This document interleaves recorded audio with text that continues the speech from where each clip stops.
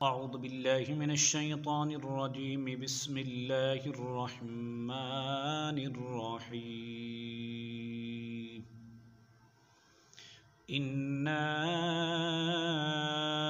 أعطيناك الكوثر فصل لربك وانحر إن شانئك هو الأبتر آمنت بالله صدق الله العظيم. السلام علیکم ورحمۃ اللہ وبرکاتہ. اسلام ایک حقیقت چینل میں آپ کو خوش آمدید کہتا ہوں. امید کرتا ہوں آپ تمام لوگ خیر و عافیت سے ہوں گے، خوش اور خرم ہوں گے. دعا ہے اللہ تبارک و تعالی آپ تمام کو لمبی عمر، صحت اور تندرستی والی زندگی عطا فرمائے، آمین. آج کی اس ویڈیو کو بنانے کا ایک مقصد معصوم فرشتے جو ہر وقت انسان کے ساتھ موجود رہتے ہیں، انسان کی نیکیوں کو، انسان کی برائیوں کو لکھتے رہتے ہیں،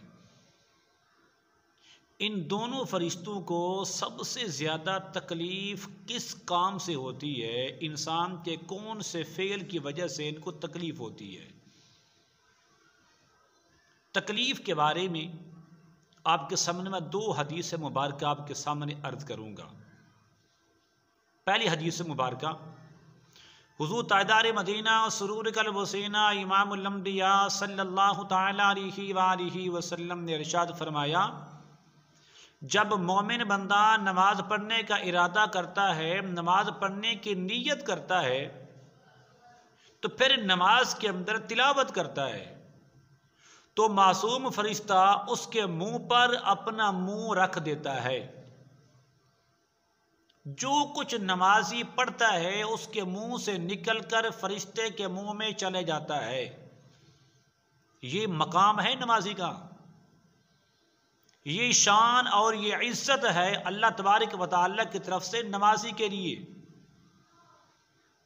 ذرا غور کرنا، ادنا سے ادنا بندہ ہو، اس کے منہ سے بدبو آ رہی ہو، لیکن وہ جھک کر اپنے رب کی عبادت میں، اپنے رب کے ذکر کرنے میں، اپنے رب کے حکم کی تکمیل میں مصروف عمل ہے.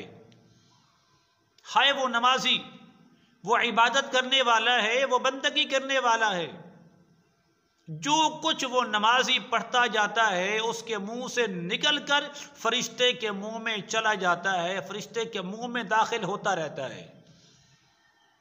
لیکن یہاں پر ایک قابل غور بات یہ ہے، جب نمازی کے دانتوں میں کوئی چیز موجود ہوتی ہے، کھانے کے ذرات موجود ہوتے ہیں، تو حضور نے ارشاد فرمایا ان فرشتوں کو اتنی تکلیف ہوتی ہے شاید کسی اور کی تکلیف کبھی نہ ہو.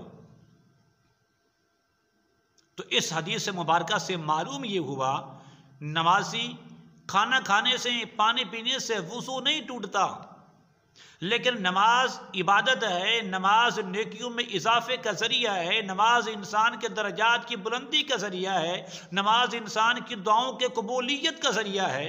سب کچھ اپنی جگہ پر. اگر آپ کے دانتوں میں، آپ کے منہ میں کھانے پینے کوئی چیز موجود ہے تو آپ یاد رکھیے کہ یہ معصوم فرشتے کے لیے تکلیف اور اذیت کا سبب بنتی ہے.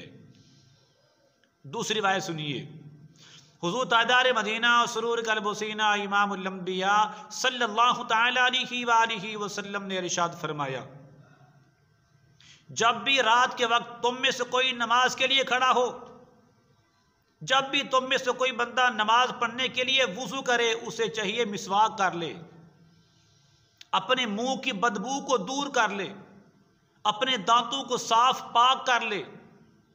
اس لیے کہ جو کچھ وہ نمازی نماز میں تلاوت کرتا ہے، قرات کرتا ہے، اس کے منہ سے نکل کر وہ فرشتے کے منہ میں داخل ہو جاتی ہے.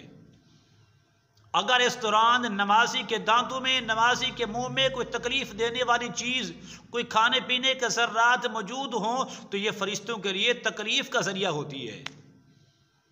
تو کہیں ایسا نہ ہو نماز کی وجہ سے ہمارے لیے کل آخرت خراب ہو جائے، کہیں ایسا نہ ہو کہ دانت صاف نہ کرنے کی وجہ سے دانتوں میں ذرات کے موجودگی کی وجہ سے فرشتوں کے لیے تکلیف کا ذریعہ ہو اور فرشتے میرے لیے آپ کے لیے بد دعائیں کریں تو یہ نماز ہمارے لیے ہلاکت کا ذریعہ بن جائے گی۔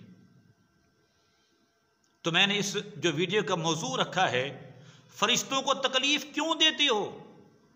تم یہ کام چھوڑ کیوں نہیں دیتے؟ اپنے دانتوں کو صاف پاک کیوں نہیں کر لیتے؟ تو نمازی بن جانا کوئی کمال کی بات نہیں، نمازی کے نماز کے آداب کو سیکھنا یہ کمال کی بات ہے۔